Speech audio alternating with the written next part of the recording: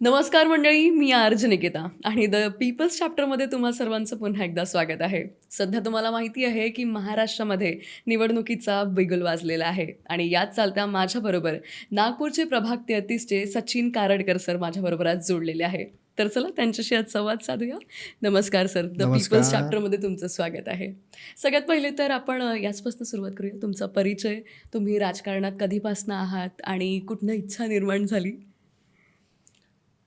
आजपासून सुमारे 28, 29, 30 वर्ष कदाचित झाले असेल.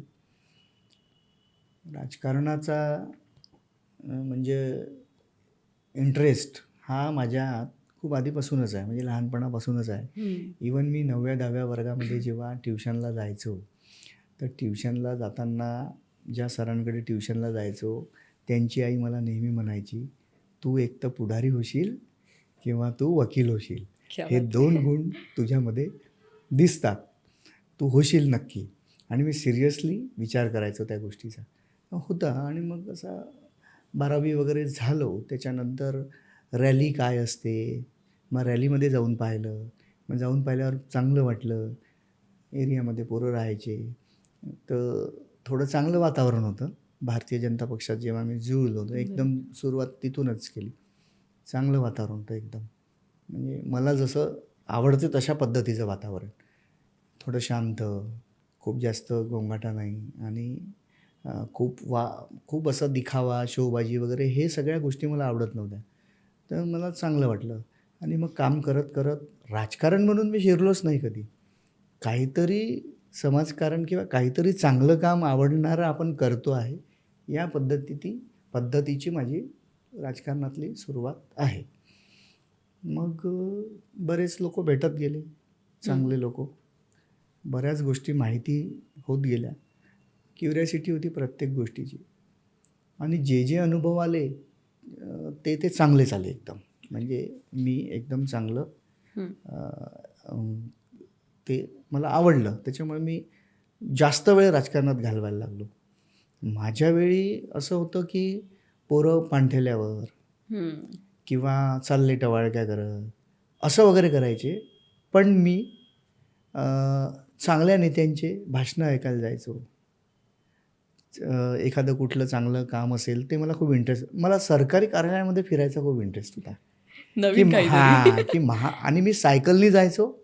की महानगरपालिका मी 12व्या वर्गात 11व्या वर्गात पाहिलेली आहे की महानगरपालिका काय असते.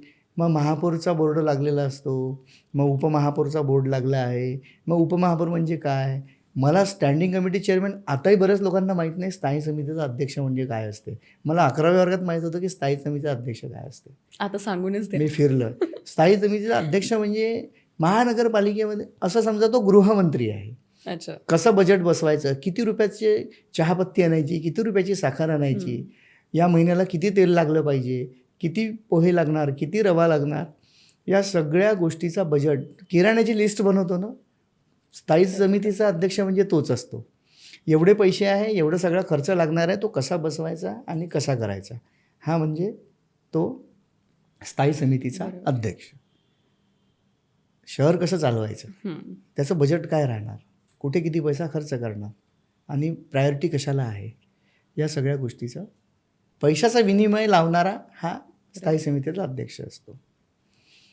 तर काम माझं भाजपचं जेव्हा मी काम चालू केलं तेव्हा भारतीय जनता पार्टी आहे शेवटी. या भारतीय जनता पार्टीमध्ये मी मानतो की बुद्धिजीवी लोकांचा म्हणजे असं भरणं आहे. खूप खूप बुद्धिजीवी आहे. प्रत्येक प्रकारचे बुद्धिजीवी लोक या भारतीय जनता पार्टीमध्ये आहे. आणि मग ते काय बोलतात, काहीतरी नवीनच ऐकतो. जेव्हाही गेलो तेव्हा काहीतरी नवीनच घेऊन यायचो. खूप इंटरेस्ट त्याच्यामध्ये निर्माण झाला. मग लोकांचे प्रश्न काय राहते, मग एखाद्या छोट्या छोट्या गोष्टीसाठी पहिले खूप संघर्ष करायला लागायचा. रस्ता जर बनवायचा आहे अतोनात संघर्ष करायला लागायचा. तर त्या संघर्षामध्ये खूप मजा यायची की 4 वेळ चाललो आहे कोणाकडे, कुठल्या पुढाऱ्याकडे आपण, मग ॲप्लिकेशन कशी लिहायची, मग 4 लोक सोबत घेऊन जातो, मग आपण पुढे राहतो, ते मागे राहतात. थोडंसं काहीतरी वेगळं फील लिहायचं की आपण समाजापेक्षा थोडंसं काहीतरी वेगळं करतो आहे, अशी ती ओढ माझी भाजपची त्यावेळी निर्माण झालं. होत गेली. आणि ओरिएटर म्हणजे एखाद्याचं भाषण ऐकायला गेलं. मी माझी राजकारणाची सुरुवातच देवेंद्र फडणवीस यांच्या भाषणापासून आहे. मी प्रभावित नितीनजी गडकरी आणि देवेंद्रजी फडणवीस यांच्या भाषणापासून खूप प्रभावित झालो. काहीतरी नवीन सांगायचं, ते नेहमी काहीतरी जे आपल्याला माहीत नसायचं. हम्म. तर आणि आपल्याला अशी माहिती भेटली आहे, कोणालाच माहिती नाही, याचा गर्व पण राहायचा. अरे मला तर मी भाषण ऐकायला गेलो आणि मी असं असं ऐकलेलं आहे, ही माहिती मला कळली, ही तर कोणालाच माहीत नाही. त्याच्यामुळे मी खूप बुद्धिजीवी आहे आणि माझ्याजवळ आहे ते कोणाजवळ नाही. अशा पद्धतीत त्यावेळी अशा पद्धतीचं काम, म्हणजे अशा पद्धतीतून हे भाजपचं काम, समाजाचं काम चालू गेलेलं आहे. बरोबर. तर अशा प्रकारे तुमची जर्नी राहिली आतापर्यंतची. क्या बात आहे. तर आता आपला जो प्रभाग आहे 33, त्याच्याबद्दल काय सांगाल? किती आपण एरिया कव्हर करतो आणि कशी स्थिती आहे सध्या आपल्या प्रभाग 33ची? आत्ताची जर पाहिली परिस्थिती प्रभाग 33ची, तर जवळपास प्रचंड मोठा प्रभाग आहे. भौगोलिकदृष्ट्या फार मोठा भाग आहे. 70,000ची जवळपास लोकसंख्या आहे. त्याहीपेक्षा महत्त्वाचं, हा प्रभाग 4ही धर्माचे धार्मिक स्थळं असलेला प्रभाग आहे. अरे. आणि विविध धर्माचा प्रचंड वर्ग या प्रभागामध्ये मोडतो. त्याच्यामुळे वन साईड काम नाही आहे, टू साईड काम नाही आहे, मेनी साईड, बहुअंगी प्रभाग हा असा आहे. त्यामुळे मग याच्यासोबत काम करणं, या वर्गासोबत काम करणं, त्या वर्गासोबत काम करणं, हे अनुभव वेगळे, ते अनुभव वेगळे, इथे वेगळी पॉलिसी, तिथे वेगळी पॉलिसी, त्यांची विचारधारा वेगळी, यांची विचारधारा वेगळी, अशा पद्धतीचा हा प्रभाग आहे. त्यामुळे प्रश्न पण त्या पद्धतीचे आहे. त्या लोकांचे प्रश्नांचे स्वरूप काहीसे सारखे आहे, पण असे काही ज्युनाईन प्रश्न आहे की ज्याचे स्वरूप वेगवेगळे आहे, वेगवेगळे स्वरूप आहे. एखादं एक्झाम्पल तुम्ही देऊ इच्छिता? एक्झाम्पल असं आहे, जसं मुस्लिम समाज आहे. मुस्लिम समाजाचे जे मशिदीवर भोंगे लागतात, ठीक आहे, तर मशिदीवरचे भोंगे आणि आपल्याला सवय असते हिंदू समाजातल्या ज्या धार्मिक जे स्थळ आहे तिथले जे भोंगे आहे, त्याच्यामध्ये तुम्ही पण पाहिलं असेल की डिफरंट, म्हणजे वेगळेपणा आहे दोन्ही याच्यामध्ये, है ना. तर इथे खूपच सेंटिमेंट जपावं लागते, कारण आपण या भागातून. तर कशा प्रत्येक समाज हा चांगला आहे, प्रत्येक समाजाचं एक वेगळं वर्चस्व, महत्त्व आहे प्रत्येक धर्माचं, आणि प्रत्येक धर्म हा आपापल्या ठिकाणी योग्यच आहे. पण तुम्हाला जैसा देश वैसा भेस असं राजकारणामध्ये करावं लागतं, मनातून करावं लागतं, मनात पण तसं ठेवावं लागतं. जसं आता आपण बौद्ध समाज घेऊ. बौद्ध समाज, आपण हिंदू समाजाची जर रॅली निघत असेल आपली, तर आपण भजन करत एक वेगळ्या यांनी आपण आपली रॅली असते, त्या रॅलीमध्ये एक वेगळा प्रकार असतो, त्या रॅलीचं स्वरूप वेगळं असतं, ते कल्चर वेगळं, हे कल्चर वेगळं, पण दोन्ही कल्चर आत्मसात करावे लागतात आणि केले पाहिजे, आणि चांगले आहे एकदम. बरोबर. हे इथे मिक्स, ते तिथे, त्याचं महत्त्व त्याला, याचं महत्त्व याला, अशा पद्धतीने चालावं लागतं. चालण्याचा प्रयत्न आम्ही केला आहे, म्हणजे चांगला, खूप छान अनुभव आहे ह्या सगळ्या याच्यातून. मस्त. तर पूर्णपणे नटलेला आहे विविधरित्याने एकदम. आपला प्रभाग एकदम मस्त. 33. म्हणजे कोणाचं असं स्पेशल कोणाचं वर्चस्व नाही आहे. 10 लोक आहे, 10 वेगवेगळ्या याच्यातले आहे, आणि 10ही लोक हे चांगलं आहे. आपण बघा, घरी जेवण करतो, ताटामध्ये वरण भात भाजी पोळी साधारण 4 पदार्थ असतात तर रोजचे, पण एखाद्या सणाच्या वेळी पूर्ण ताट भरलेलं असतं. मग 4 भाज्या असेल, 2 प्रकारचा भात असेल, 2 प्रकारच्या पोळ्या असेल, किंवा चटण्या असेल, तर ताट कसं असं भरून राहतं, है ना. तर बस तशा पद्धतीचं आहे. म्हणजे वेगवेगळे विविध समाजातले लोक, याचा अनुभव वेगळा, त्याचा अनुभव वेगळा, याचे सण वेगळे, त्याचे सण, सगळ्या गोष्टी अनुभवता येते. चांगलं वाटतं म्हणजे काम करताना. खूप छान वाटतं, एकदम मस्त. बरोबर. आणि आता आपला प्रभाग तर आहेच मस्त, इथे सगळ्यात जास्त समस्या तुम्हाला कुठल्या दिसून येत आहेत? नागरिकांना कुठला त्रास होतोय सगळ्यात जास्त सध्याच्या स्थितीमध्ये? जनरल कसं आहे, मी आता बघतो आहे, जेव्हा मी कामाला सुरुवात केली तेव्हा 8-10 वर्ष पाहिलं की हे करायचं आहे, ते करायचं आहे, ते करायचं आहे. कामं काही संपत नव्हते. हं. म्हणजे आता जर नालीचं जर काम असेल आणि ती केली तर 4 वर्षांनी ती रिपेअरला यायची. बरोबर. परत नालीचं काम.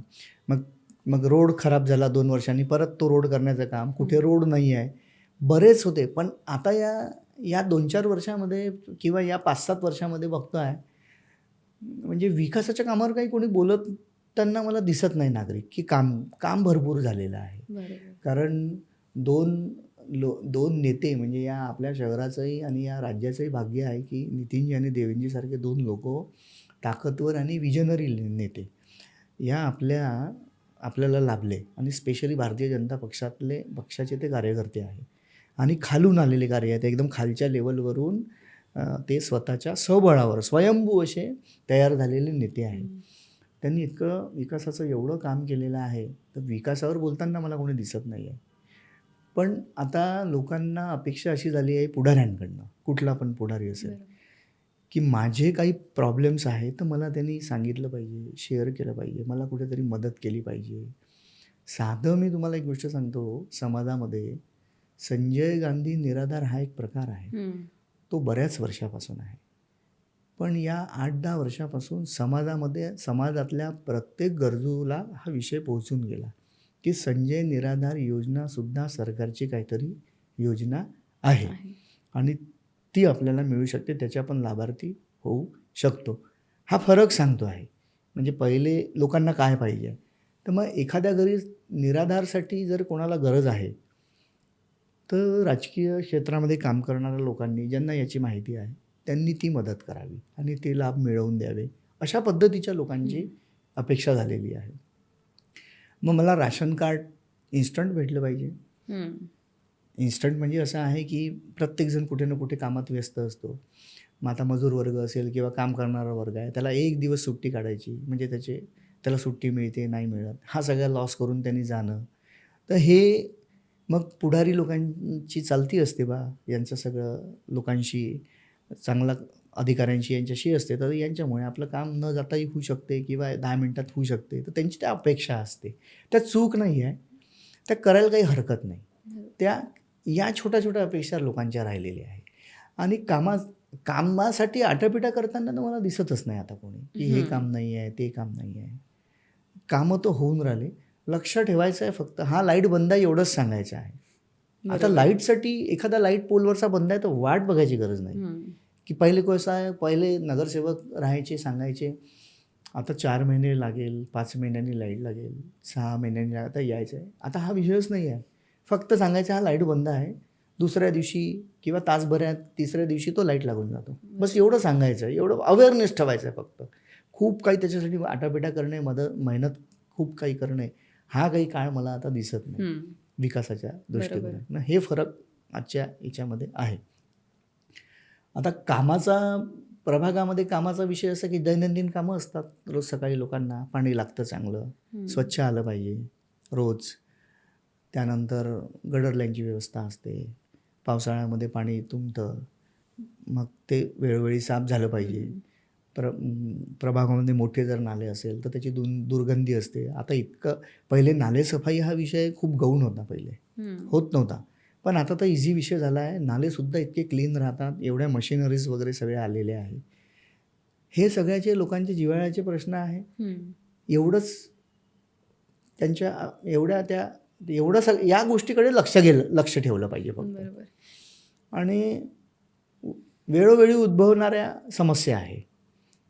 जसं एखादा रोड आहे, खूप मोठा खड्डा पडलेला आहे, जाता येता त्रास होतो आहे, त्याकडे लक्ष गेलं पाहिजे. तो खड्डा बुजवता आला पाहिजे, तो प्लेन करता आला पाहिजे, काही अडथळा असेल तो दूर करता आला पाहिजे. एवढंच काम आता उरलेलं आहे. आणि लोकांना अपेक्षा आहे तुमच्याकडनं हे पूर्ण व्हावं. आणि महत्त्वाचं काम तुम्हाला सांगतो एकच उरलेलं आहे आता कार्यकर्त्यांसाठी किंवा राजकीय पक्षामध्ये किंवा सामाजिक जेही कामं करतात.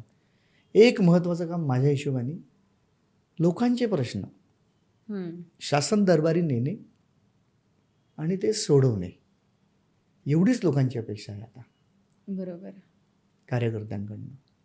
तर सर आतापर्यंत जे इतके तुम्ही सांगितलं की आता असे फारसे जे जुने प्रॉब्लेम्स होते आपल्याला सगळ्यांना वाटतं की हे खूप मोठे आहेत पण ते तेवढे राहिलेले नाही आहे.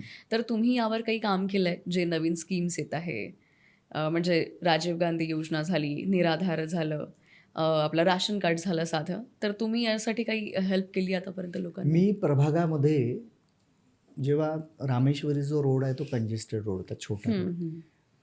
तर पोरं काय हे बायकर्सचे असतात पोरं. हम्म. खूप जोरात गाडी म्हणजे बरोबर. पळवत न्यायची, आडवी तिडवी, खूप हॉर्न वाजायचे, कर्कश हॉर्न राहायचे त्याला.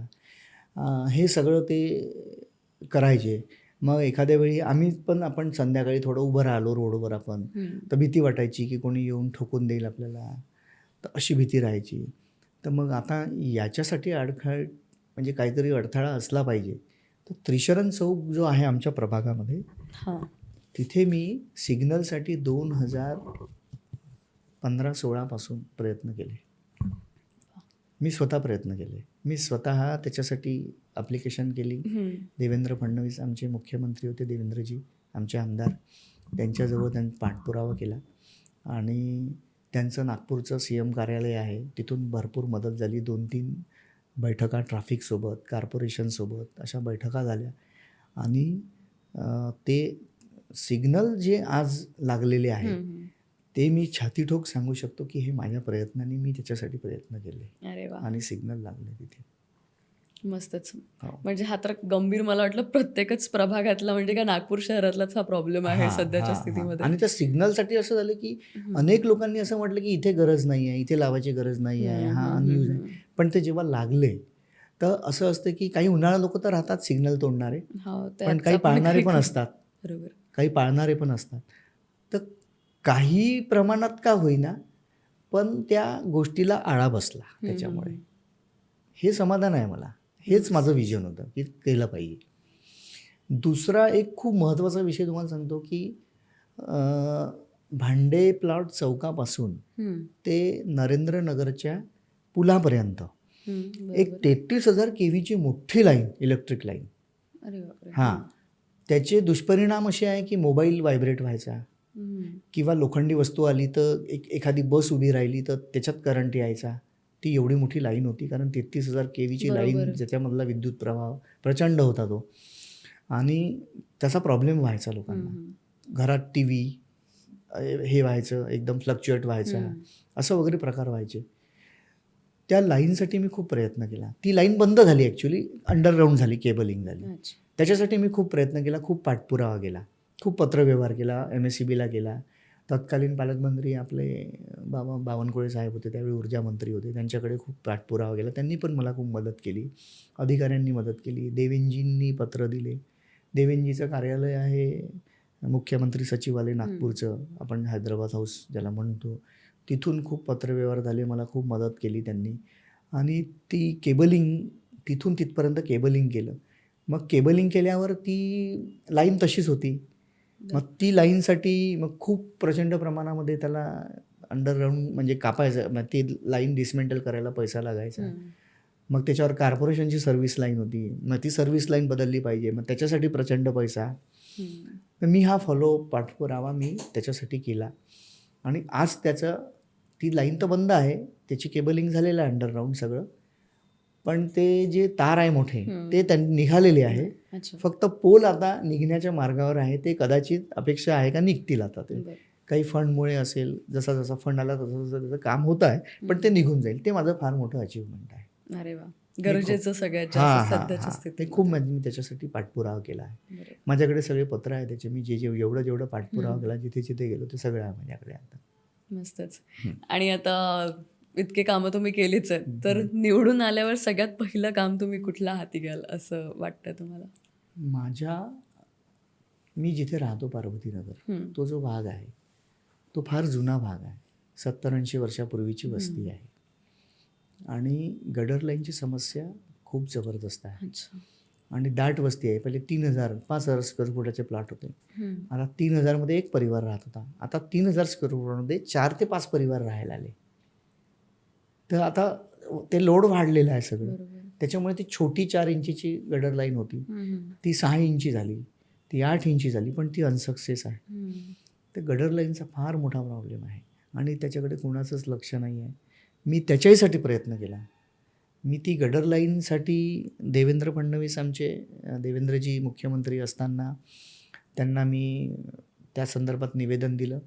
त्यांनी 30-40 लाखाचा फंडसुद्धा दिला होता त्यासाठी. अच्छा.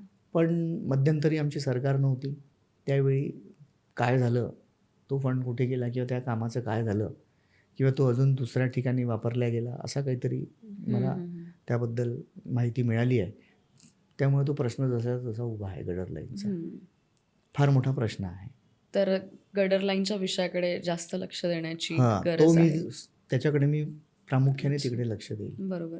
तर आता आपला हा तर विषय आलाच आहे, तर याचबरोबर बेसिक नीडमध्ये पाणी पुरवठा, रस्ते, स्वच्छता हे काय कसं आहे आपल्या प्रभागामध्ये आणि यावर तुम्ही काय काम करू इच्छित असं? पाण्याच्या बाबतीत तर समाधानकारक आहे. अच्छा. कारण भौगोलिक परिस्थितीमध्ये उताराचा भाग आहे. चांगल्या प्रमाणात पाणी आहे. पाण्याची तर कधीच टंचाई नाही. आणि सुदैवाने जमिनीमध्ये सुद्धा विहिरीला चांगलं पाणी आहे. म्हणजे लोकांच्या कमी याच्यात. फक्त ती गडर लाईनचा जो प्रॉब्लेम आहे त्याच्यामुळे पाणी खराब झालेलं, लोकांच्या विहिरी खराब झालेल्या आहे. नळाचं पाणी जे मी सांगितलं म्हणजे उपलब्धता नळाच्या पाण्याची एकदम चांगली आहे, त्याच्यात काहीच नाही. पण विहिरी खूप खराब झाल्या त्या गडर लाईनमुळे. त्यामुळे ते गडर लाईन जर रेक्टिफाय बरोबर व्यवस्थित झाली तर हा पण पाण्याचा प्रॉब्लेम सॉल्व्ह होतो. बाकी पिण्याच्या पाण्याचा प्रॉब्लेम तर नाही आहे. जुन्या पाईपलाईन आहे, बऱ्याच सडलेल्या आहे, खराब झालेल्या आहे. तर त्या जशा कळते की बा इथे खराब झालेलं आहे, तिथे खराब झालेलं, तर त्या पद्धतीने त्या बदलवण्याचं काम चालू आहे. ते पण पुढं राहील चालू. तो एक मोठा विषय आहे. रस्ते तर आपल्या प्रभागाचे रस्ते एकदम कुठे रस्ता नाही हा विषयच नाही आहे. रस्ते वगैरे आणि स्वच्छताचा काय विषय सध्या? स्वच्छताचा विषय थोडा आहे. स्वच्छतेमध्ये थोडा बोलायला काही हरकत नाही. जरी माझ्या पक्षाची सरकार असली महानगरपालिकेमध्ये तर स्वच्छतेमध्ये कमी पडलेलं आहे. बरोबर. हे लोकांनाही कळायला पाहिजे तसं तर की इतकं सरकार सांगते ओला कचरा वेगळा, सुका कचरा वेगळा. तर तेही आहे. पण स्वच्छतेमध्ये समाधानकारक नाहीच आहे. मी माझ्या स्वतःबद्दलही सांगतो, मी समाधानकारक नाही आहे.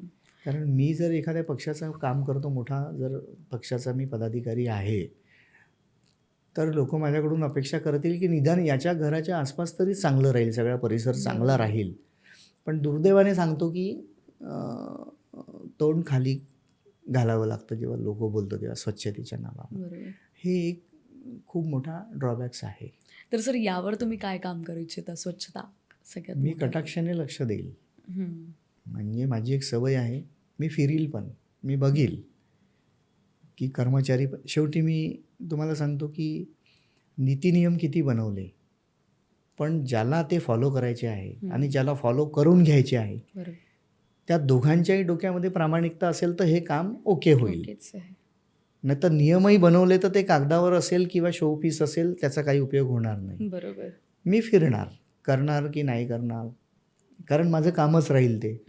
तर मी फिरणार. ते कर्मचारी काम करतात नाही करतात आणि कोणाचा जर स्वच्छतेविषयी आला तर मी कटाक्षाने जाऊन त्या गोष्टीकडे लक्ष देईल. केव्हाही जाईल, केव्हाही मी स्वतः प्रत्यक्ष त्याची शहानिशा करील आणि तो सॉल्व्ह करेल विषय. नक्कीच ही अपेक्षा नागरिकांना सुद्धा तुमच्याकडून राहीलच. आता हाच विषय आलाय तर मी या गोष्टीवर येते की जर कुठल्या सामान्य व्यक्तीला तुमच्यापर्यंत कॉन्टॅक्ट करायचा आहे, त्याला कुठल्या समस्या आहे, तर तो कुठल्या प्रकारे तुमच्यापर्यंत पोहोचू शकतो? आजकाल मोबाईल इझी माध्यम आहे. बरोबर. दुसरं असं आहे की आपण सकाळी फिरतो तर इझिली अवेलेबल, आज या एरियात, उद्या त्या एरियात, उद्या त्या एरियात, अशा पद्धतीने. आणि कसं आहे, मी जे काही समाजकारण करणार किंवा निवडणूक लढणार किंवा जे काही करणार, ती एक टीम आहे, ज्याला भारतीय जनता पार्टी असं नाव आहे. त्या टीमचे लोक, म्हणजे मी माझ्या स्वतःच्या भरोश्यावर हे सगळं करू शकत नाही, त्या टीमच्या भरोश्यावर होईल. तर या टीमचे लोक आहे आणि त्या टीमचे लोक वेगवेगळ्या भागामध्ये राहतात. त्यांच्या माध्यमातून सुद्धा लोक येतील, त्यांच्याकडे जातील किंवा डायरेक्टली माझ्याकडे येतील. जे काही आता सुरू आहे रुटीनली असं, त्या पद्धतीने ते लोक भेटतील. आणि मोबाईल खूपच इझी माध्यम आहे आजच्या पण तरी सुद्धा सर म्हणजे असं होऊन जातं ना सामान्य व्यक्तीचं की थोडा मोठा माणूस आहे बघ, कसं बोलायचं किंवा प्रॉब्लेम तुमच्यापर्यंत पोहोचवायचं काम तर आहेच त्यांचं, बट तरी सुद्धा एक ती म्हणतो आपण एक राहतं थोडंसं की बोलू की नाही बोलू, होईल की काम नाही होईल. त्यासाठीच माझा हा प्रश्न होता. तर माझी एक सवय आहे, हां, मी तर मोठा नाही आहे, मी खालूनच वर गेलेलो आहे. बरोबर. त्याच्यामुळे मला खूप जाणीव आहे या सगळ्या गोष्टीची. आणि खूपच छोटा, किती छोट्यातला छोटा माणूस जरी असेल तर मला त्याच्या खांद्यावर हात ठेवायची सवय आहे. खांद्यावर हात ठेवल्यावर त्याला मी आपला वाटायला लागतो. बरोबर. त्याच्यामुळे हे त्याच्या मनातच राहत नाही की त्याला असं वाटतं की हा आपल्याहीपेक्षा, आपल्या कानापेक्षाही खाली आहे हा. बस मी अशाच पद्धतीचा वागत असतो. ते ते त्याला रिलेशन विश्वास देत मेंटेन असतो. करावं लागतं हां, ना हां. सर. बरोबर. ती माझी सवयच आहे. हं, तर त्यामुळे हे माझ्याकडून कोणाला प्रॉब्लेम येईल असं मला वाटत नाही. वाटत नाही. हां. मस्तच. आणि मी जमिनीवर चालणारा माणूस आहे. हवेत उडत नाही. वास्तविकता घेऊन चालतो. बरोबर. त्याच्यामुळे त्या वास्तविकतेतून गेलेलो आहे मी. त्यामुळे माझ्याकडून हा प्रॉब्लेम येईल असं मला वाटत नाही. हे गरजेचं आहे सर खूप जास्त. जर आपल्याला काहीतरी बदल घडवून आणायचं आहे तर हं. नक्कीच. हं. आणि आता गेल्या काही वर्षांपासून आपल्याकडे इलेक्शन झालेले नाहीत. हं. पण त्याआधी जे नगरसेवक होते, हं. तर तुमच्या प्रभागात तर फार काम झाले आहेत तसे हं. पण. हं. पण तुम्ही काय वेगळे कामं करू इच्छिता आणि काय काम झाले नाही आहे त्यावर लक्ष द्याल सध्या पुढे? बहुजन बहुल एरिया आहे हं, आणि बहुजन बहुल एरियामध्ये रोजगाराचा खूप प्रश्न आहे. हं, मी जेव्हा सोफिस्टिकेटेड एरियामध्ये जातो हं, आणि मी जिथे राहतो त्या 2 भागातले मी फरक बघत असतो. तिथे राहणारे युवक, इथे राहणारे युवक, हं. त्यांच्या काम करायची पद्धत वेगळी आहे, त्यांची दिनचर्याच वेगळी आहे, बरोबर. त्यांची विचार करायची पद्धत वेगळी आहे. तर पक्षात जेव्हा मी काम करतो हं. आणि काम करत असताना मी पूर्ण मतदारसंघ फिरलो आहे बरेच दिवस. तर तेव्हा मी हे वेगळेपणा मी पाहिलेला आहे. माझ्या भागातल्या मी समस्या अशा पाहिलेल्या आहे, अनेक लोकांच्या हाताला रोजगार जर तुम्ही दिला, हं, तुम्ही त्यांना इन्सिस्ट करून द्यायचं आहे फक्त की इथे रोजगार आहे, तुम्ही इथे लक्ष द्या, इथे रोजगार आहे. ते जिथे उभे आहे त्यांच्या अवतीभोवतीच रोजगार आहे. हं. पण त्यांना रिअलाईज करून द्यायचं की इथे रोजगार आहे. काम करत असताना रोजगारसुद्धा शोधा, तो सुद्धा तुम्हाला मिळेल. हे मी करणार. आता हे कसं मी करणार तुम्हाला माननीय देवेंद्रजी फडणवीस यांनी त्यांच्या मतदारसंघामध्ये मागील 2 ते 3 वर्षापासून एक कार्यालय, मतदारसंघाचं कार्यालय हं. उघडलं आहे प्रतापनगर चौकामध्ये. आता कार्यालय तर अनेक लोकांचे आहे, बरोबर. पण त्या कार्यालयामध्ये काय आहे, तर त्या कार्यालयामध्ये समाजामध्ये जेवढे गरजू लोक आहेत, म्हणजे आता संजय गांधी निराधारची गरज असेल, कोणाला राशन कार्डची गरज असेल, कोणाला विधी सल्ल्याची गरज असेल, म्हणजे हे जे विविध जे जिव्हाळ्याचे जे प्रश्न आहे आणि जे बिचारे लोक भटकतात, ज्यांना माहितीचा अभाव आहे किंवा कुठला आधार नाही, अशा लोकांसाठी ते संजीवनीचं काम करणारं असं एक कार्यालय आहे. बरोबर. त्या कार्यालयामध्ये गुरुवारला एक सेशन असतं, हं. ते म्हणजे स्वयंरोजगार. अच्छा. हां, तर तिथे आम्ही लोकांना फोन करतो, बोलवतो आणि विविध कामासाठी लोक येतात. आणि जेव्हा येतात आणि 100 लोक येतात, त्याच्यापैकी 25 लोक बसतात त्या सेशनला. मग आता त्या सेशनला आम्ही एक व्यक्ती असा बोलवतो, मार्गदर्शक, की जो स्वतः स्वयंरोजगारातून काहीतरी उद्योजक करतो. झालेला आहे, असा माणूस आम्ही बोलवतो. आणि मग तो आपले अनुभव, तो काय करतो, तो अनुभव शेअर करतो, की मी कसा होतो, काय होतं, मग मी हा व्यवसाय कसा पकडला, आणि मग मी इथून भागभांडवल कसं आणलं, मग मी कसं कसं काम केलं, मग काय केलं.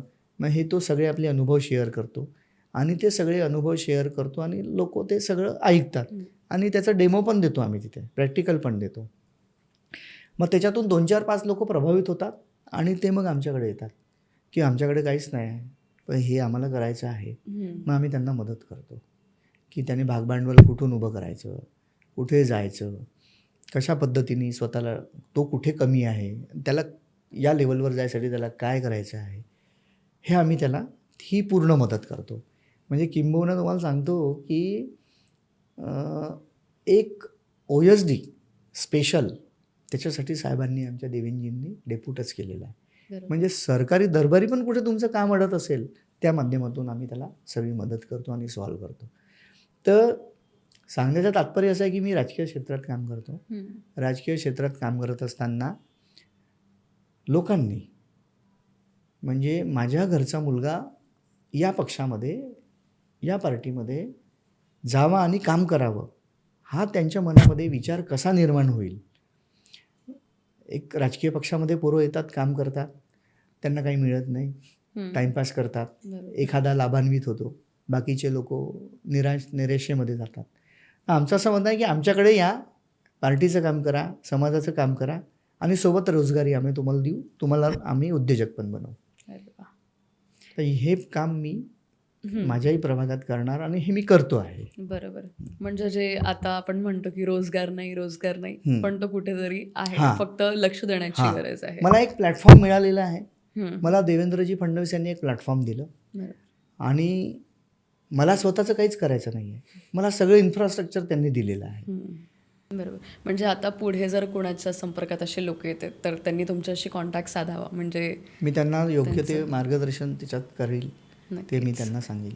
बरोबर. एक माझ्याकडे एक मुलगी माझ्याकडे अशी आली की फेसबुकवर माझी मैत्री झाली एका मुलासोबत आणि मग मैत्री झाल्यावर मग लग्न केलं. लग्न झाल्यावर मग 15 महिने 2 वर्ष मग नंतर आम्ही सोबत राहिलो, पण नंतर खटकणं चालू झालं किंवा मग तो लक्ष द्यायचा नाही, तो यायचा नाही. मग आता मी त्याला डायव्हर्स मागते आहे, पण तो देत नाही आहे आणि माझ्याकडे पैसे नाही आहे, कारण मी मनाविरुद्ध लग्न केलं आणि आईवडिलांकडून तुटून गेली. आईवडील पण मजुरी करणारे लोक, तर मी तिथून तुटून गेलेली आहे आणि मी आता काय करावी. तर मला काही जगायची इच्छा होत नाही, मला हे वाटत नाही असं माझ्याकडे. मी तिला नक्षत्राचा तिथे बोलवलं. तिथे आमचे वकील मंडळी आहे, त्यांनी तिला मार्गदर्शन केलं आणि ते तिची केस लढले, फुकटमध्ये लढले तिची केस आणि तिला न्याय मिळवून दिला. आता तिने डायव्हर्स झाला तिचा. ती स्वतः आता एका ऑफिसमध्ये जॉब करते, आपलं ती खाते आपलं आणि आईवडिलांना पण सांभाळते. अरे वा, बेस्ट गोष्ट. आता पण या गोष्टीवर आलोच आहे, महिलेची गोष्ट निघालीच आहे. तर तुमच्या प्रभागात महिलांसाठी सुरक्षेसाठी आपण काय करू इच्छिता किंवा आताची स्थिती काय आहे तिथली सध्या? नाही, महिला सुरक्षा म्हटलं तर सामूहिक विषय होऊ शकतो हा. प्रभाग म्हणून नाही, पण सामूहिक विषय. आता बघा, सरकारने स्मार्ट सिटीच्या अंतर्गत सगळ्या चौकाचौकामध्ये कॅमेरे लावलेले आहे. बऱ्यापैकी आळा आहे, बसलेला आहे त्याला. आतमध्ये थोडासा विषय आहे की आतमध्ये जे इंटेरियरमध्ये नाही आहे तिथेच हे प्रकार घडतात. आता मेन रोडवर तर हे प्रकार जनरली संपुष्टातच आलेले आहे, ते होतच नाही. आणि पोलीस पण आता आहे असं नाही आहे, पोलिसांना आपण म्हणतो, पण पोलीसही खूप अलर्ट मोडवर आहे. तुम्ही त्या पद्धतीने जा, तुम्हाला बरोबर न्याय मिळतो. फक्त असं आहे की मी माझी जबाबदारी समजली पाहिजे, माझं कर्तव्य मी समजलं पाहिजे. जर काहीतरी अघटित घटना माझ्या आसपास जर घटत आहे तर मी नक्कीच भूमिकेमध्ये आलो पाहिजे. बरोबर. ते पण आपण करू, ते आपण लोकांशी भेटू, बोलू. आपण तसा विचार करू तर आपल्या अवतीभोवती असणाऱ्यांना पण आपण त्याला बाध्य करू की तू पण असं असलं पाहिजे. बरोबर. हे मी करेल. बाकी अवेअरनेस आहे, आपण पोलिसांशी सतत संपर्क असतो. कुठेही काही झालं, काही घटना घडली तर आम्ही करतच असतो, त्या माध्यमातून पाठीशी उभं राहतोच लोकांच्या. आणि आपल्या प्रभागामध्ये जे दिव्यांग लोक आहेत, जे ज्येष्ठ नागरिक आहेत, यांच्यासाठी काही आपण योजना वगैरे सुरू आहेत, काही वेगळे ज्येष्ठ कार्यक्रम? नागरिकांसाठी सरकारच्या योजना आहे, ज्येष्ठ नागरिकांसाठी, दिव्यांगांसाठी पण आहे. बरोबर. तेच मी तुम्हाला सांगितलं, नक्षत्र कार्यालयामध्ये हे सुद्धा एक दिवस आहे. अच्छा, हां. म्हणजे दिव्यांगांना काय पाहिजे ते समुपदेशन करणारी टीम आहे. बरोबर. आम्ही आमच्या कार्यकर्त्यांना सांगतो. माझ्या संपर्कात मी एक जबाबदार, म्हणजे एक विधानसभा क्षेत्रामध्ये मी एक जबाबदार पदाधिकारी म्हणून काम केलेलं आहे. मागील 10 वर्ष सतत काम केलं. त्याच्यामुळे या मतदारसंघातले मॅक्झिमम युवा असेल, महिला असेल, आमच्या कार्यकर्त्या सगळ्यांशी संपर्कात आहे. तर हे जे लोक कामं, यांच्या आसपास जे काही दिव्यांग असेल किंवा जे असेल ते लोक आणतात तिथे आणि आम्ही त्यांना मदत करतो. बऱ्याच लोकांना, कोणाला पाय, कोणाला हात, या सगळ्या आम्ही गोष्टी त्यांच्यासाठी केलेल्या आहे. आता ज्येष्ठ नागरिकांना जे काही आयुष्यमान कार्ड वगैरे काढून द्यायचा विषय आहे तो आम्ही करतो, आम्ही केलेला आहे. त्यांच्यासाठी शिबिरं लावलेले आहे. शिबिराच्या माध्यमातून लोक येतात. शिबिरामध्ये 500 लोक येतात, पण शिबिर झाल्यानंतर अजून 2000 लोक, त्यांना जसं जसं माहिती होतं, पडतं तसं ते लोक येतात. लोक येऊन राहिले तुमच्याकडे, लोक शोधतात तुमच्याकडे, शोध घेत येतात. बरोबर. तुम्हाला फक्त त्यांना मदतीचा हात द्यायचा आहे, मदत करायची त्यांनाही आहे. अपेक्षा असते कुठे आमचं काम ते मी होणार करतो, म्हणून. ते माझ्या आवडीचा विषय आहे. नक्कीच. मीच नाही, माझ्यासोबत अनेक पार्टी, आमच्या पक्षातले कार्यकर्ते याच्यात तत्पर आहे खूप. बरोबर. आता सर मला हे विचारायचं आहे, खूप सुंदर हे सगळं तुम्ही सांगितलं चांगल्या रीतीने. आता सर तुम्ही निवडून आलाच इलेक्शन्समध्ये पुढे, तर 5 वर्षानंतर तुम्ही स्वतःला कुठे बघता आणि काय काय काम करू इच्छिता, एक असं सिक्वेन्स वाईज थोडंसं. आता नगरसेवक का बरं व्हावं, एक थोडा माझं मत म्हणजे माझी इच्छा मी तुम्हाला सांगतो, का माझ्या मनात का बरं आलं की नगरसेवक झालं पाहिजे.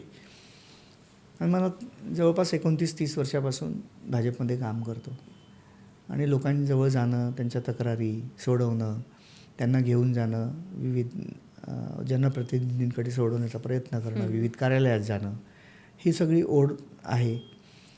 आणि नगरसेवक आता लोक आपल्याला कधी कधी असं वाटते, असा न्यूनगंड मनामध्ये येतो, मी एवढं सगळं काम करून दिवसभरातून 2-4-5 लोक असे भेटतात, तुम्ही का नाही होत नगरसेवक, तुम्ही का बरं तिकीट मागत नाही. काही लोक असे म्हणतात की तुम्हाला का बरं मिळत नाही. लोकांचे प्रश्न सांगतो आहे. बरोबर. म्हणजे एक प्रश्न असा आहे की तुम्ही का बरं उभं राहत नाही, दुसरा प्रश्न असा आहे की तुम्हाला का बरं तिकीट मिळत नाही, आणि तिसरा असा प्रश्न आहे की तुम्ही का बरं लढत नाही. तर अनेक प्रश्नाचे इफेक्ट वेगवेगळा पडतो. त्याच्यातला एक गंभीर प्रश्न असा आहे की मी जो माझ्या मनावर जो आलेला आहे, तुम्हाला का बरं तिकीट मिळत नाही. मग मी विचार करतो की मी एवढं सगळं करतो, मी इतक्या वर्षापासून हे करतो, खरंच मला तिकीट का मिळत नाही. तर नगरसेवक होणं पण एक सन्मानाचा भाग आहे. लोक खूप आपल्याला म्हणजे मानसन्मान देतात, खूप देतात. ते भोळे बाबडे लोक असतात, त्यांची काहीतरी अपेक्षा असते किंवा नसते पण आपल्या भारतीय संस्कृतीमध्ये एक आत्मसन्मान, मानपमान हा जो विषय आहे, आपण आपल्या घरी आलेल्या अतिथीला असो, आपला कामाचा असो नसो, आपण हात जोडतो, हसतो आणि चांगलं वाटते. तर एक आत्मसन्मानाचा भाग आता माझ्यासाठी जो झालेला आहे की बा एकदा तरी आपण लढावं, नगरसेवक व्हावं, ही एक केवळ इच्छा आहे. काम तर करतो, म्हणजे नगरसेवक होईल तेव्हा मी कामं करील आणि नगरसेवक झाल्यावरच मी हे करील, हा माझ्यासाठी विषय नाही आहे. मी नसताना पण काम केलेले आहे आणि नाही होईल तेव्हा पण करील काम. मला एक नगरसेवक या आयुधाची गरजच नाही आहे कामासाठी, त्याच्याशिवायच मी काम केले. पण एक इच्छा अशी जागृत झाली, स्वतःला तपासून पाहावं की खरंच मी कुठे आहे, लोकांच्या मनात आहे का, कुठल्या स्टेजवर आहे मी, लोक माझ्याकडे खरंच कुठल्या भावनेने पाहतात, म्हणजे मला एकदा तपासून पाहायचं आहे स्वतःला. बरोबर. त्यासाठी मला नगरसेवक एका कामाच्या मागे भर पडतो ना. मग जर तुमच्याकडे कुठली पदवी आली तर तुम्हाला एक तुम्ही थोडंसं अजून काम करू इच्छिता. नगरसेवक झालो तर तुम्हाला असं आहे की काहीतरी ताकद मिळते, अजून Directly एक्स्ट्रा काम ताकद करू मिळते. शकता. Yes, yes. बस तोच एक विषय आहे. बाकी अशी काही खूप अशी नगरसेवकच झालो पाहिजे, मग त्याच्यात मागे काय हे वगैरे माझा असा काहीच मोटिव्ह नाही आहे त्याच्यात. समाजकार्य झालं पाहिजे मुख्य. आणि ही इच्छा माझ्या मनात कधीच नव्हती निवडणूक लढायची. काय काम करत असताना लोकांनीच इन्स्पायर केलं, अरे तुम्ही का मागत नाही, अरे तुम्ही का लढत नाही, तुम्हाला का देत नाही, तुम्हाला तर दिली पाहिजे, तुम्हाला तर भेटलीच पाहिजे, तुमच्याशिवाय दुसरा नाहीच आहे. असे ठीक आहे, दिवसातून 10 लोक 5 लोक खोटे बोलणारे असेल, मला 2च लोक खरे बोलणारे भेटले. पण कालांतराने मग ते 3 झाले, मग ते 4 झाले, मग ते 5 झाले. आता मला 10 पैकी 9, किंबहुना मी असंही म्हणू शकतो की 10 पैकी 10 लोक मला असे भेटणारे आहे की जे म्हणणारे, त्यांना खरंच वाटते की तू झाला पाहिजे, तुला भेटली पाहिजे, असे लोक भेटणारे, असा माझा अनुभव आहे आता. नक्कीच. सर, आता तुम्ही इतक्या वर्षांपासनं कार्यरत आहात, 29-30 वर्षांपासनं, तर सचिन कारेटकर हा नेता की कार्यकर्ता कसं ओळखावं लोकांनी? असं आहे की राजकीय क्षेत्रात काम करतो, त्यामुळे नेता या शब्दापासून मी पळू शकत नाही. शेवटी मी स्वीकार करतो. बरोबर. कारण नेता म्हणजे नेत्याचा अर्थ जो सर्वात पुढे, पुढारी ज्याला असा आपण म्हणतो, पुढारी म्हणजे जो सर्वात पुढे असणारा, काहीतरी लीड करतो आहे. त्याच्यासाठी तर मला लीड जर काहीतरी करायचं आहे माझ्या मागे त्यांना काहीतरी मिळवून द्यायचं आहे, तर मला लीड करावी लागेल, तर मला लीडर व्हावंच लागेल. बरोबर. त्याच्यामुळे प्रसंगी मला लीडर व्हावं लागेल. प्रसंगी लोकांना जर नेत्याची गरज आहे, नेता म्हणून जर काही प्रश्न सॉल्व्ह होत असतील, तर मी त्यांच्यासाठी नेता आहे, त्यांनी मला नेता म्हणून बघावं. पण त्यांना माझी गरज आहे कार्यकर्ता म्हणून, एक मदतनीस म्हणून, एक सहयोगी सहकारी म्हणून, तर त्यांनी मला कार्यकर्ता म्हणून हाक द्यावी. मी कार्यकर्त्याच्या या दोन्ही भूमिकेमध्ये प्रामाणिकपणे राहील. त्यांनी मला त्या दोन्ही भूमिकेत बघावं. नक्कीच. फक्त मी कार्यकर्ता हे मला संयुक्तिक वाटत नाही. म्हणजे मला थोडं त्याच्यामध्ये काहीतरी मिक्स वाटते किंवा काहीतरी बनावटी वाटते किंवा काहीतरी चुकीचं वाटते की मी फक्त कार्यकर्ता हे मला नाही पटत किंवा मी नेता हे पण मला पटत नाही. आज असं आहे की एखादा प्रश्न तुम्हाला उत्तरित करायचा आहे, प्रश्नाचं उत्तर पाहिजे आहे, सोल्युशन पाहिजे आहे एखाद्या समस्येचं, तर तुम्हाला त्या पद्धतीने तुम्हाला राहावं लागेल. तर मग नेता आणि कार्यकर्ते या दोन्ही भूमिकेमध्ये लोकांनी मला बघावं. बरोबर. मी त्यांच्यासाठी दोन्ही भूमिकेमध्ये प्रेझेंट आहे. नक्कीच. म्हणजे खूप सुंदर उत्तर मला मिळालं आहे असं वाटतंय दोन्ही गोष्टीचं, नेता आणि कार्यकर्ता. मस्तच. आणि मला हे पण विचारायचं आहे की देवेंद्र फडणवीस साहेब हे मित्र, नेता की अजून काय तुमच्यासाठी? हा जो प्रश्न तुम्ही विचारला हा माझ्या मनामध्ये मागील 29 वर्षापासून हा प्रश्न आहे. मी त्याचा अनुभव करतो. माझ्या खूप जिव्हाळ्याचा प्रश्न आहे. तुम्ही आत्ताच मला विचारलं की नेता की कार्यकर्ता. कार्यकर्ता. बरोबर. देवेंद्र फडणवीस हे बहुआयामी व्यक्तिमत्व आहे. समजणं फार अवघड आहे. ज्याला समजलं तो खूप बुद्धिमान आहे माझ्या मते, मी असं मानतो. कारण हे व्यक्तिमत्वच असं आहे. तुम्हाला काय पाहिजे, देवेंद्र फडणवीस कसे पाहिजे तसे आहे. तुम्हाला मित्र पाहिजे तर ते मित्र आहे, तुम्हाला पुढारी पाहिजे तर ते पुढारी आहे, तुम्हाला ते सहकारी पाहिजे ते सहकारी आहे. इवन मी तुम्हाला सांगतो, तुम्हाला भाऊ म्हणून जर त्यांची भूमिका तुम्हाला पाहिजे की हा माझा भाऊ आहे मोठा, तर ते त्या भूमिकेत आहे. असं म्हणजे पर्टिक्युलर मी सांगू शकत नाही. समोरच्याला काय पाहिजे ते व्यक्तिमत्व देवेंद्र फडणवीस आहे. राजकारणामध्ये मी तुम्हाला सांगतो, हे जे काही आम्ही शिकलो आता, सर्वात पहिले तर आम्हाला मोहन मते आमदार होते. मोहन मतेची एक खूप चांगली गोष्ट आहे, माझ्याकडे लुना होती. माझा अनुभव आहे, मी लुना घेऊन गेलो आणि ते सकाळी उठले असेल आणि आपला बरमुडा घातला आपला नाईट, आणि एखाद्या कार्यकर्त्याचा खूप काहीतरी जिव्हाळ्याचा प्रश्न आहे तिथे जावंच लागते, तर माझ्या गाडीवर बसून गेले आणि चल, म्हणजे पोलीस स्टेशनमध्ये जायचं आहे, एखाद्या कार्यकर्त्याला प्रॉब्लेम गरज आहे, तर मोहन मते त्या स्थितीत मी त्यांना तिथे सोडून दिलेलं आहे, नेलेलं आहे. आणि घुसून हात ठेवून, म्हणजे आमदार हा व्यक्ती, हा मोहन मते हा व्यक्ती कधी आमदार वाटला नाही. त्याच्यामुळे प्रचंड युवा कार्यकर्त्यांची फळी त्यांच्या अवतीभोवती असायची, असा तो नेता आहे. आणि नंतर मग मी देवेंजीला जसं पाहिलं, देवेंजी राजकारण कसं असते, इव्हन तुम्ही किती चांगला सुपीक विचार करावा किंवा तुमच्या डोक्यात यावा, हे देवेंजीच्या अवतीभोवती राहणाऱ्यांना याचा चांगला अनुभव आहे. खूप शिकवलं त्यांनी राजकारण कसं असते, कसं काम करायचं, आणि चुकीच्या किंवा विपरीत परिस्थितीमध्ये किंवा वाईट वातावरणामध्ये सुद्धा आपण कसं चांगलं काम करू शकतो, काय चांगलं नेमकं ते घ्यायचं. म्हणजे मला नेमक्या शब्दात सांगतो की केळाचं साल फेकून देतो आपण, केळ खातो, म्हणजे नगदी माल खातो, जे कामाचं नाही ते फेकून देतो. हेच देवेंजीकडून शिकलो मी. जिथेही गेले काय चांगलं आहे ते घेऊन घ्यायचं, बाकीचा विचार करायचा नाही, ते आपलं काम नाही. पण आपण फक्त लक्ष एवढंच ठेवायचं की काय चांगलं आहे, काय घेता येईल, काय चांगलं भेटलं, बस एवढं घेत राहायचं. खूप माणूस घडतो या सगळ्या गोष्टीमुळे. आणि देवेंद्रजींसोबत काम करण्याचा अनुभव, आता आम्ही जेव्हा काम केलं तेव्हा याद्या कशा असतात, कशा फाडावं लागतात, कसे बूथ बनवावं लागतात, एखाद्या पदाधिकाऱ्याची नेमणूक कशी करायची, आणि नेमणूक केल्यानंतर तो जर त्या पदाच्या लायक नसेल किंवा तो न्याय देत नसेल तर कसं करायचं, त्याला ठेवून म्हणजे हातचं राखून दुसऱ्या पद्धतीने आपला टार्गेट कसं अचीव करायचं हे देवेंजीकडून शिकलो.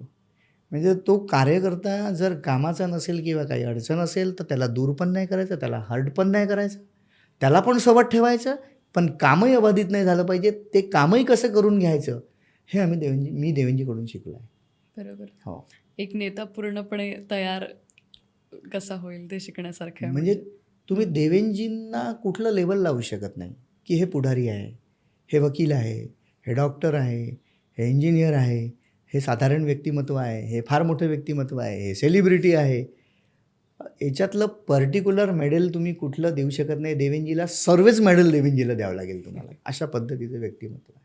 क्या बात आहे. आणि हे अनुभवातूनच हे शिकणे. अनुभवाचं आहे. बरोबर. म्हणजे हे आमचा अनुभव आहे देवेंजीसोबत राहून. कामाची पद्धत अशी आहे देवेंजीची, खूप प्रॅक्टिकल आहे हम्म. कामात, आणि जिथे सेंटिमेंटल आहे तिथे सेंटिमेंटल पण आहे. कार्यकर्ते कसे जपावे, आज देवेंजीचा असा विषय आहे. अनेक लोक म्हणतात असा आहे विषय आहे, तसा आहे, देवेंजी आले नाही वगैरे वगैरे, किंवा देवेंजीला वेळ नाही, आम्हाला भेटले नाही वगैरे. पण देवेंजी एकदा उभे राहिले, हे जेवढेही निगेटिव्हिटीवाले म्हणजे ज्यांच्या मनामध्ये नैराश्य आहे, एका सेकंदात पॉझिटिव्हिटी बदलवून टाकतात. ते नुसतं ते पाहिलं जरी कोणाकडे, एखाद्या कार्यकर्त्याकडे, त्याच्यामध्ये पॉझिटिव्हिटी येऊन जाते देवेंजीबद्दल. अशा पद्धतीचं व्यक्तिमत्व आहे देवेंजी. मी देवेंजीबद्दल नेहमी विचार करतो. एक म्हणी आहे, सुभाषित आहे, नैनम छिंदन्ति शस्त्राणि नैनम भवति भावुका न क्रोधयति संतापो स्वयमेव मुगेंद्रत्वा. असा एक तो श्लोक आहे. ठीक आहे. तर श्लोकाचा अर्थ असा आहे की नैनम छिंदन्ति शस्त्राणि म्हणजे असं आहे की डोळे जे असतात शस्त्रापेक्षाही भयानक काम करतात. एखादं शस्त्र घेतलं, एखादी बंदूक घेतली, एखाद्याला मारून दिलं तर तो गेला. बरोबर. ठीक आहे. पण त्यासाठी त्याचं रक्त निघेल, बंदूक घ्यावी लागेल, अनेक गोष्टी. पण डोळे एक असं शस्त्र आहे की तुम्ही समोरच्यावर मात करू शकता. म्हणजे एखाद्याला भीती दाखवायची आहे तर डोळे खूप असे मोठे करायचे. ठीक आहे. पण एखाद्याला आपलंसं करायचं आहे तर खूपच डोळे एकदम केविलवाणे करायचे, म्हणजे तो आपलाही होऊन जातो. बरोबर. आहे ताकद डोळ्यामध्ये, म्हणजे शस्त्रापेक्षाही मोठी ताकद आहे. नैनम छिंदन्ति शस्त्राणि नैनम भवति भारुका. ठीक आहे. न क्रोधयति संतापो, म्हणजे डोळे कसं, आपले हावभाव, एखाद्याला खूप असं जर केलं तर तो भीतो, एखाद्याला थोडं असं केलं प्लीज किंवा असं काही म्हटलं तो एकदम झालं आपलं काम, शस्त्राची गरज पडली नाही.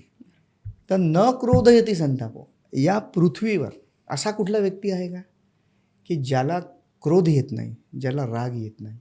आहेच नाही असा.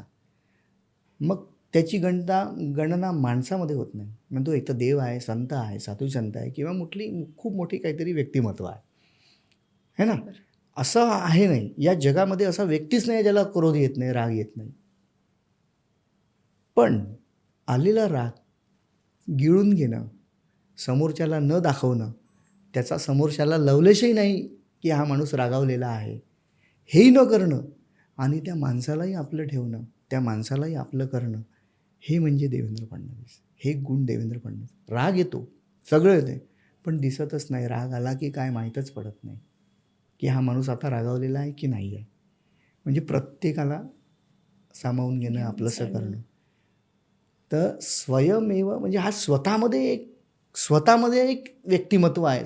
स्वनिर्माण, स्वतःतून निर्माण झालेला, स्वतःच्या सगळ्या गोष्टीवर, स्वतःचे रूल्स, स्वतःचे सगळे काही, स्वतःचं सगळं काही व्यक्तिमत्व आहे. अशा व्यक्तिमत्वातला हा व्यक्ती आहे.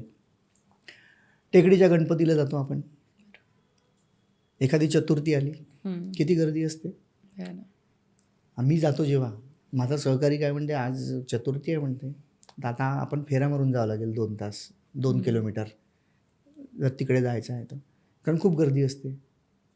आणि तेच आम्ही एखाद्या दुसऱ्या एरियात गेलो, अरे आज चतुर्थी आहे, गणपतीचं मंदिर आहे, पण माहितीही पडत नाही की या गणपती मंदिराकडे पाहून का आज चतुर्थी आहे. हम्म. सांगण्याचं तात्पर्य असं आहे की तिथे जर चतुर्थीच्या दिवशी 500 लोक जात असेल, 200 लोक जात असेल दिवसभरामध्ये, आणि गणेश टेकडीला 10 लाख लोक जातात.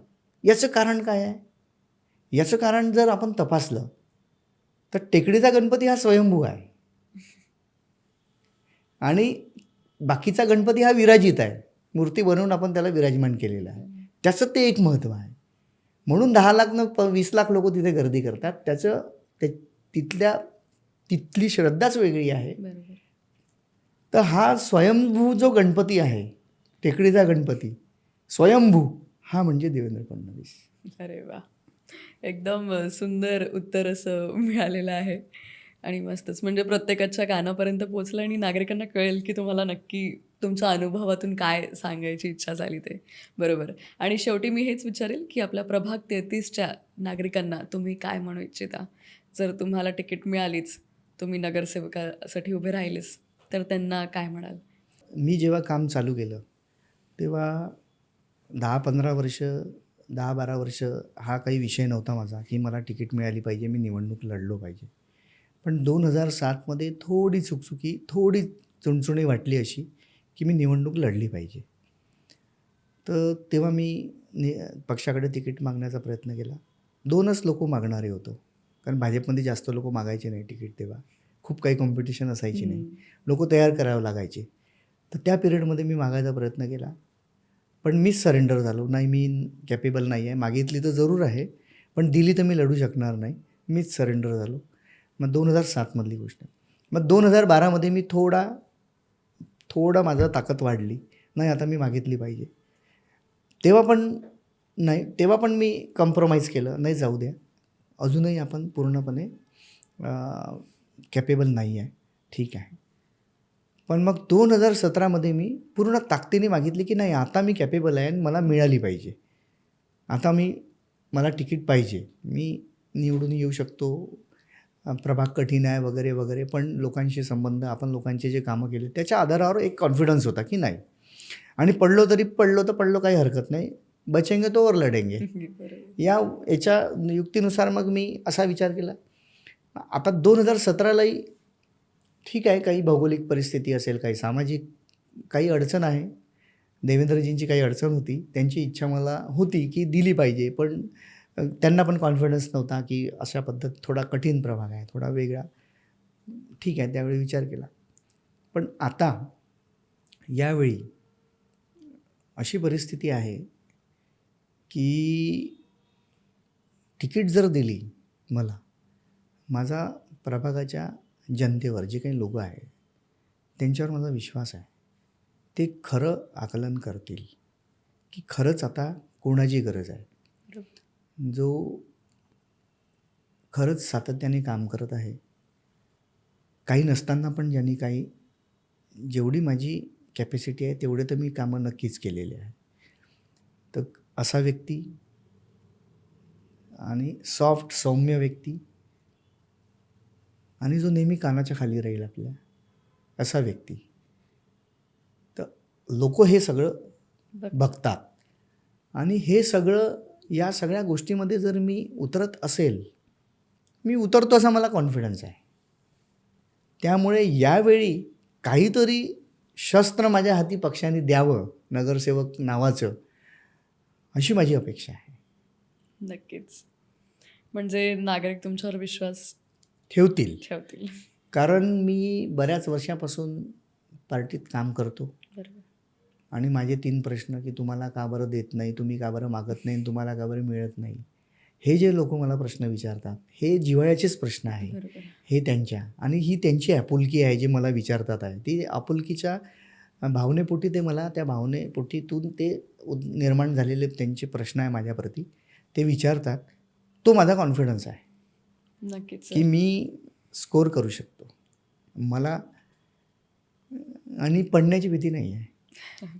जिंकायसाठी लढील. हां, जिंकायसाठी लढील आणि हार जीत लागलेली आहे. बरोबर. हे माझं फंडे माझ्या नेत्यांनी क्लिअर केलेलं आहे. देवेंजींनी फंडे मी त्यांच्यापासूनच शिकलेलो आहे. आणि असं आहे की सर्वात पहिले जेव्हा काम चालू केलं भाजपमध्ये, तेव्हा हार जे आहे याच विषयाला वारंवार समोर गेलेला आहे. मी आता तुम्हाला एक अनुभव सांगतो की आम्ही काउंटिंगला जेव्हा जायचो कळमण्यामध्ये, काउंटिंग व्हायचं तर खूप जोशमध्ये जायचो. आमचा पक्ष, कारण सकाळी 9 वाजता 7 वाजता काउंटिंग चालू झाली तर रात्री 10, 11, 12 वाजेपर्यंत ती काउंटिंग चालेल असा तो विषय राहायचा. मग जेवणाची 2 वेळच्या नाश्त्याची, चहा पाण्याची सगळी व्यवस्था राहायची. त्याचे कुपन्स राहायचे, सकाळचं वेगळं, संध्याकाळचं वेगळं, दुपारचं वेगळं असं.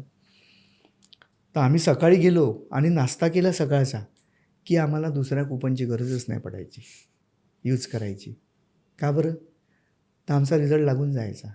7ला 7:30ला मतगणना चालू झाली की 1 वाजता भारतीय जनता पार्टीचा रिझल्ट आऊट येऊन जायचा की सीट पडली, आता निवडून येऊ शकत नाही. मग घरी येण्याशिवाय काही पर्याय राहत नव्हता. तर हार जे आहे तीच पाहिलेली आहे पहिले पक्षामध्ये. जीत तर आता दिसून आली. आता तर बंपर ड्रा आहे एकदम. 16पैकी 17 निघाल्या, 100पैकी 90 निघाल्या. हे बंपर ड्रा आहे एकदम. तेव्हा नव्हतं असं. त्याच्यातून आलेलं आहे, त्याच्यामुळे खंबीर आहे. बरोबर. हारजीत बेस लागलेली आहे. एकदम. हारजीत लागलेली आहे. नक्कीच. तर मी द पीपल्स चॅप्टरकडून तुम्हाला खूप साऱ्या शुभेच्छा देईल सर, आणि मला विश्वास आहे, खात्री आहे की नागरिक तुमच्यावर नक्कीच विश्वास ठेवतील. तर पुढील वाटचालीसाठी खूप खूप शुभेच्छा. धन्यवाद.